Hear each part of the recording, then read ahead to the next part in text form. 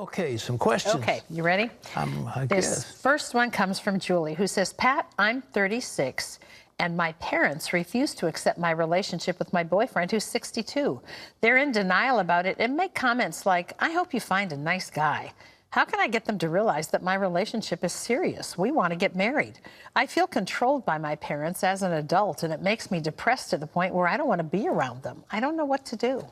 Well, you know, first of all, I think you need to recognize your parents love you, and they have looked down the road. So you've got a boyfriend, he's 62. In 30 years, he's going to be 92. 92. As a matter of fact, he may be dead by then. He may be dead in a few more years. He may have an illness. He may get in a nursing home. He may have a lot of problems. And your parents are trying to keep you from having that trouble.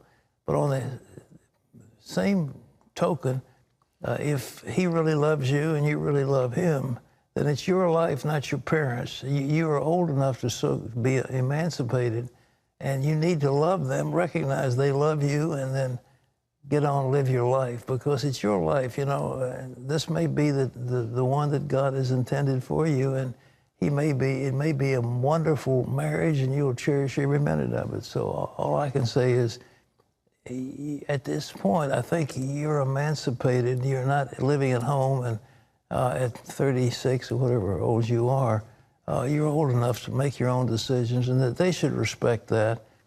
They just love you, and they don't want you to get hurt, but they still got to respect the decision, and it's your decision, okay?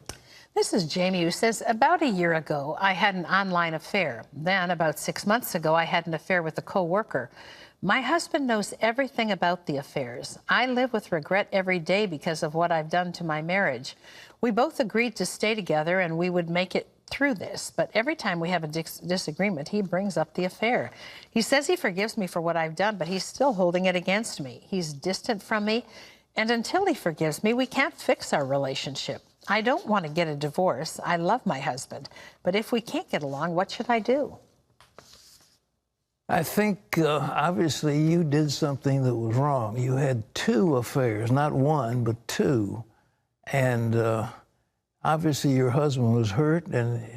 But, you know, the Bible says that we're to get over these things. We're to forgive one another. And, you know, there's this wonderful thing that having your conscience cleansed from dead works that you might serve the living God.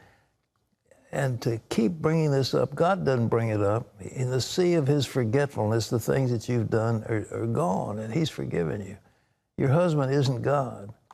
It's a difficult situation, and I don't know if he's ever going to get right. And your relationship will be sour and bitter, and but you see, you broke it. That's what, you did it. You brought it on yourself. And so I think what you need to do is to ask God to forgive you and live your life as if you're forgiven, and hope and pray that your husband one day will acknowledge that. All right, what else? So I'll try to read this quickly. The other day you mentioned failure of the power grid due to an EMP attack, a solar flare, etc. Recently I've been reading Ezekiel in chapter 9, verses 3 to 6, impressed me to my core. Do you think judgment is coming to America?